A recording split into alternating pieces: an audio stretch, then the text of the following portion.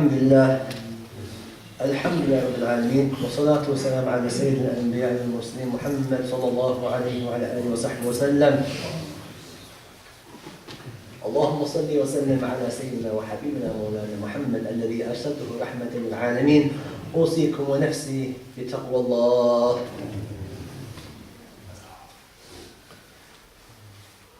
Alhamdulillah, in this month of Rajab, a great thing happened in this month. And ulama have said the greatest night for our Prophet sallallahu alayhi wa alihi wa sahbihi wa sallam, أعظم ليلة عند نبينا محمد ليلة أسر به. The night of the night journey, Al-Isra wal Miraj. The night journey of our Prophet sallallahu alayhi wa alihi wa sahbihi wa sallam is the greatest night for our Prophet sallallahu alayhi wa alihi wa sahbihi wa sallam. Because on this night, he saw things, he experienced things, and his position, his place with Allah Azza wa Jal was reinforced. So in this khutbah, inshallah, we're going to talk about the most important night to our Prophet. Because if it was important to our Prophet, then it should be important to you and me. It should be important to you and I. And we should spend the khutbah talking about this night and what happened in this night.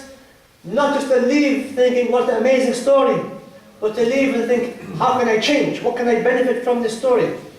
So we find that our Prophet sallallahu alayhi wa alihi wa sallam, and there's many ahadith in Sahih Muslim and many other books of the ulama of hadith that talk about Al-Isra.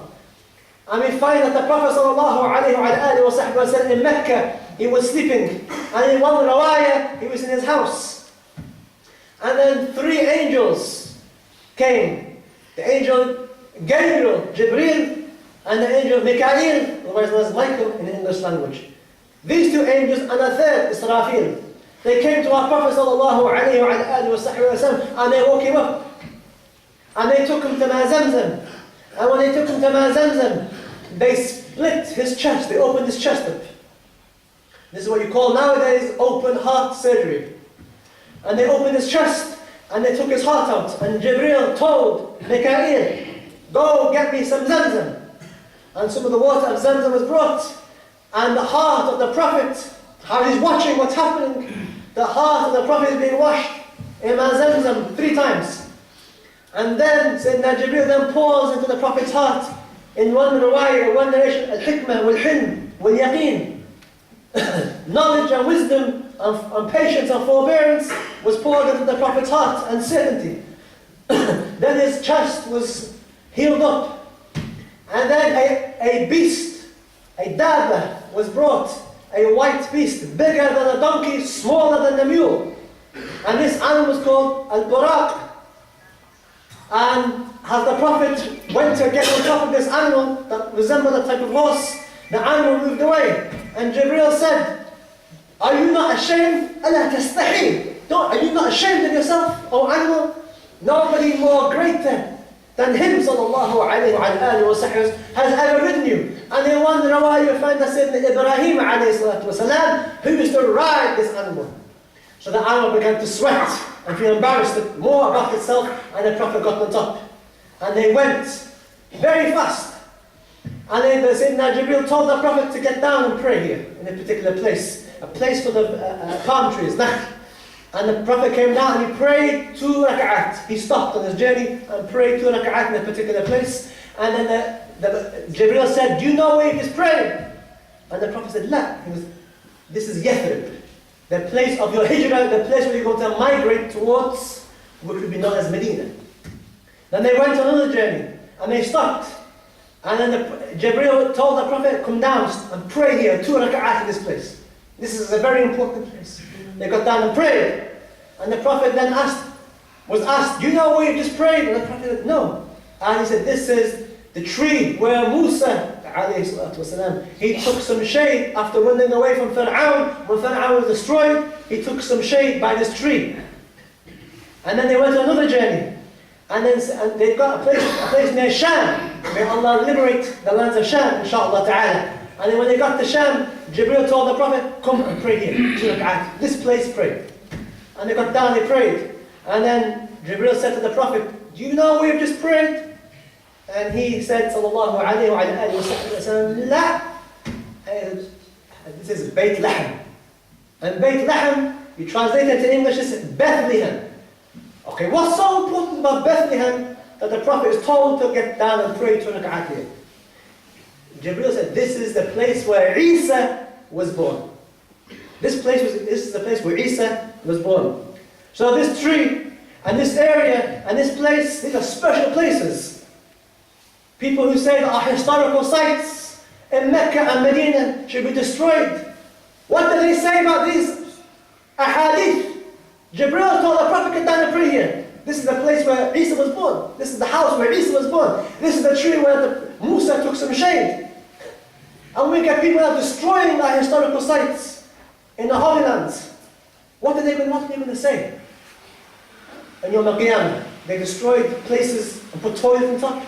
They destroyed places where historical things happened, so we don't know our history, because they want to build another clock tower or some casino. La ilaha illallah Muhammad Rasulullah. This is the Akhir Zaman. We're building clock towers higher than the Kaaba. In the past, people would go in, the first thing they see is the Kaaba. Now they see a clock tower higher than the Kaaba. Are you want to talk about bid'ah?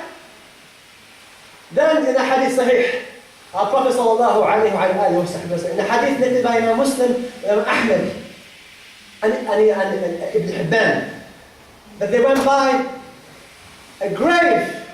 In the grave they found Sayyidina Musa, who's dead. He's praying in his grave. It's a Hadith Sahih, Sahih Muslim, go and check it. He's alive, praying in his grave. And then the Prophet spoke to him in the grave. And he saw Musa, and he described how Musa looked. Then they went, and then he saw several things. We're going to take one or two, inshallah. He saw a group of people. They have 2 plates of food. One is very nice, clean, meat, pure. And another plate is dirty, rotting, disgusting meat. And this man, and then one narration, the woman, instead of eating a nice, pure meat, they're going to eat the horrible meat, disgusting meat, going off. And the Prophet then says, Ya Jibreel, Mahada, what's this? And Sayyidina Jibreel said, this are people from your ummah, not from Bani Israel. From your ummah. A man who has a halal wife. And instead of going to his halal wife, he's going to spend time with another woman. He's going to spend a night with a woman who's haram for him. Whether he's paying money, or whether he's doing it for free.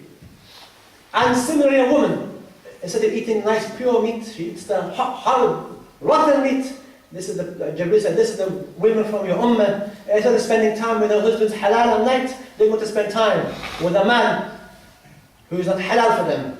And then they see people. The Prophet sees a group of people who are mutilating themselves, cutting their lips off, cutting their tongues off, the sakakeen, with knives.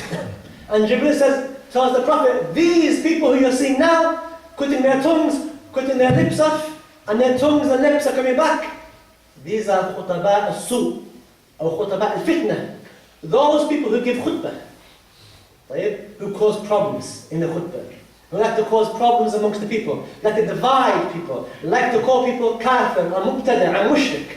The people who cause fitna in the khutbahs. The people who like to lead astray some of our young boys to go and do things that our sharia doesn't allow, to disobey their parents. Khutaba as-su. And now, mashallah, look on YouTube, and on Twitter, and on Facebook. Million of khutaba al-fitna, khutaba as-su. And the Prophet warned us about these people. And then the Prophet sallallahu alayhi wa sallam saw a group of people who have nails like copper nails. Long nails made of copper. And these people were scratching their faces, scratching their chests, ripping their faces apart, ripping their chest apart. Every time they ripped their face and their chest apart, their face and chest would come back again. And the Prophet said to Jibreel, what is this?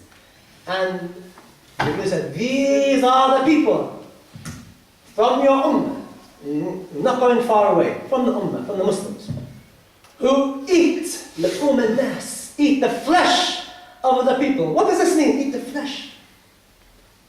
We're not cannibals. This is a metaphor, which means the people who do ghira, backbite other people, who talk about other people, who talk about people's sisters, who talk about people's parents, who talk about people's daughters in their gatherings.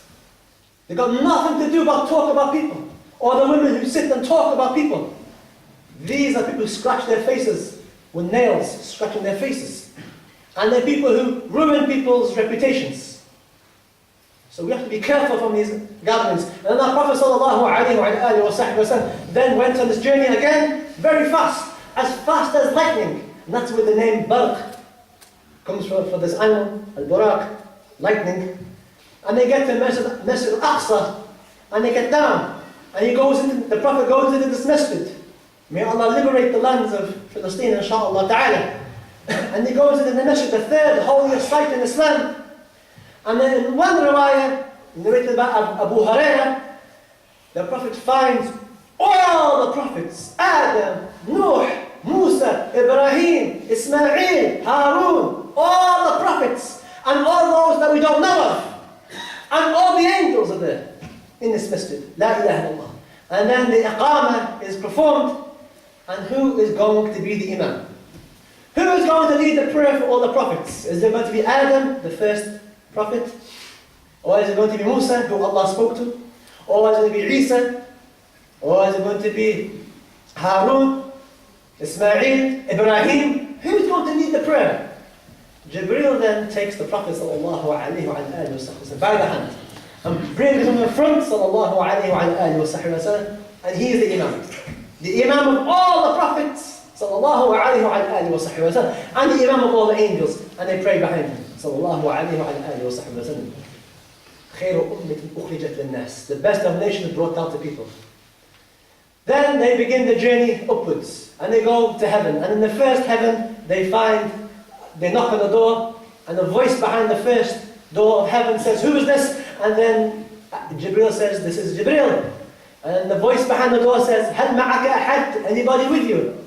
And then in the hadith sahih, in Sahih Muslim, Jibreel then says, "Ma'i Muhammad sallallahu alayhi wa alihi wa sallam." With me is Muhammad sallallahu alayhi wa alihi wa sallam. And then the voice behind the door says, "Has he been sent for?" And Jibreel says, "Yes." And the door opens, and there's an angel, and the angel welcomes our Prophet sallallahu alayhi wa alihi wa sallam. Very happy to see him. And they know him in Jannah. And then the Prophet goes into the first part of Jannah, and he says, "Adam." On the right of Adam is a lot of people. On his left, and on his right, a lot of people. And every time he looks to the right-hand side, he smiles. And every time he looks to the left-hand side, he cries. And then Jibreel tells the Prophet, you know the reason why he's crying is that the people on his left are his grandchildren, Bani Adam, and he's crying because these are the people who are going to hell. They're his grandchildren, even these kuffar, or non-Muslims, they're his grandchildren, Sayyidina Adam. And when he looks to his right, he sees his children who are going to heaven, he becomes happy. And then they go to the second, third, or fourth, and fifth heavens, and they see Isa, and they see Musa, and they see Dawood, and they see many prophets. And when he sees Musa tells him, "Tonight is an important night for you. Ask Allah anything you want for the ummah, for you and I. Ask Allah tonight for something for us, for this ummah." Then Sayyidina Jibreel stops at a certain point. Sayyidina Jibreel tells the Prophet, "You go ahead. I can't go any further." And the Prophet then surprised, "Why can't you go? You came from Mecca. You went to Palestine, Jerusalem, and you've come to heaven, went all the way up to this point. You stopped. What's so important about this point?" He goes, "I can't go anymore. If I go anymore, لَهَلَكْتُ. I'll be destroyed. I'll burn up. I can't go any further. This is the point I stop." Jibreel, the one who destroyed many civilizations. And the one riwayah, his true form fills the whole sky. And in one riwayah, 700 wings. He can't go any further. But you, sallallahu alayhi wa alihi wa sallam, anta adhab, sallallahu alayhi wa sallam. You go ahead, you can do it. I can't do it. And the Prophet goes, and there he encounters what he encounters. And then Allah Azza wa Jalla then tells him that the ummah has 50 prayers every day. And the Prophet takes. And the Prophet then returns and he sees Musa alayhi salatu wasalam, And Sayyidina Musa then says to him, what did Allah give you? It's very, Alhamdulillah, Musa asked. Because had the Prophet went by, and had Musa not asked, you and I will be praying 50 prayers right now. So then Musa tells the Prophet, tell me what Allah has given you. And the Prophet ﷺ then tells him, Allah has given me 50 prayers. Musa, Jazakallah khair, he tells the Prophet, no, go back. Ask Allah at-takhfif, to lessen. Why? Because your ummah are the last, the shortest life, and the weakest. And Musa says, my ummah, Bani Israel, had a longer life and more stronger than your nation, and they couldn't do this. So what hope did the Muslims have? So the Prophet ﷺ then goes back and tells Allah at-takhfif, subhanAllah. And Allah then, because of his mahabbah for the Prophet because Allah loves the Prophet, Allah is going to lessen from 50 to 45. Then he goes and he meets Musa again, alhamdulillah. And Musa tells him, what did Allah give you now? And the Prophet says, Allah has given you 45 prayers, 5 taken away. Musa says, this is too much. Too much. They can't do it. Go back. Ask Allah to lessen. And he goes back and he asks Allah again, subhanAllah. He goes back. And this is a very difficult situation for the Prophet to ask Allah for something. After Allah told him what to do, he goes back and asks Allah. And Allah, out of his rahmah, gives the Prophet what he wants for us. 45.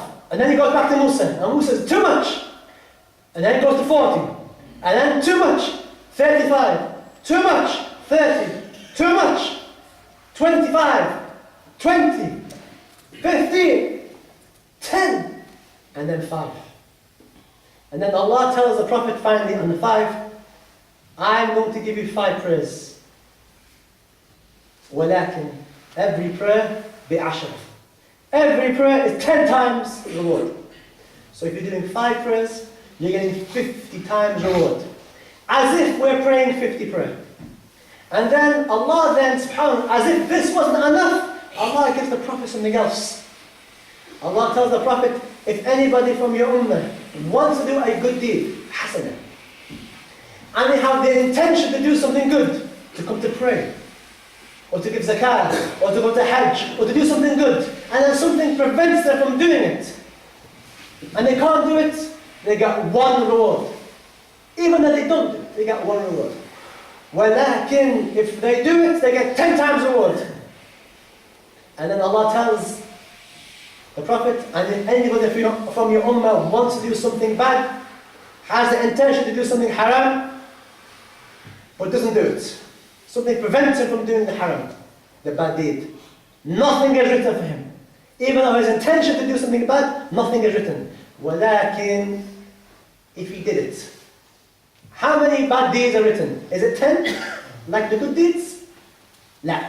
1 bad deed is written for you. And Allah tells the Prophet, the Quran will never be changed, and these 5 prayers will never be changed. And then the Prophet when he meets Musa, and Musa tells him, go back and ask Allah to reduce it. Which, mashallah, many of you may be happy. Had Allah reduced it from 5 to less, subhanallah. Well, I can look, the 5 prayers, alhamdulillah, there were 50 to start off with. And Allah reduced it. And Allah is giving us the same reward. What excuse do you have for not praying on time? What excuse do you have for not praying Fajr? And in one hadith we mentioned in the Abdo khutbah, the Prophet saw a group of people whose heads were being smashed by rocks. And the heads come back again normal and being smashed. And this being repeated again and again. And the Prophet asked Sayyidina Jibreel, Ma hadi ya Jibreel? And Jibreel then tells him, these are the people whose heads are too heavy to get up and pray in the morning. Their heads are too heavy. They like to sleep. Their heads are being smashed with rocks. This is what our Prophet was told. So subhanAllah, the souls of the Prophets, 1 minute in Masjid al-Aqsa, and then in Jannah. And this is subhanAllah, ruh ajib. The souls are amazing. So we make the most of the 27th night of Rajab. Gather your children this Monday night. Get a book. Read about this journey. Tell your children about this journey. Read them a bedtime story. Jack and Jill and the wolf and Red Riding Hood. Forget these stories. Come and teach them about the Prophet sallallahu alaihi wasallam. Connect your children to the Prophet sallallahu alaihi wasallam. Because if you don't connect them to the Prophet, they're going to connect themselves to the Fusaq, Al-Fujjar, Al-Ariyat, Al-Kashimat. They're going to connect themselves to people who are corrupt, have no morals, who like to do drugs, who like to fornicate, who like to cheat, are the furthest people away from our Prophet sallallahu alaihi wasallam. Connect your children to him. When these type of occasions happen, the 27th night of Rajab, and in Yemen we call it Rajabiyah, and other countries they have a similar event where they meet on the 27th night, which is this Monday, between Maghrib and Isha, and they read the story. They teach their children the beauty of our Prophet, the rahmah of our Prophet, so that they stay away from the haram, from backbiting, and they stay away from khutaba as-su or khutaba al-fitna, the bad or the preachers of hate that we have so many of these days. And they pray the 5 prayers, and they have rahmah and muhabbah for our Prophet sallallahu alaihi wasallam. Otherwise, why would our Prophet go up and down, up and down, up and down, up and down, up and down for you and I, and we can't even get up at Fajr?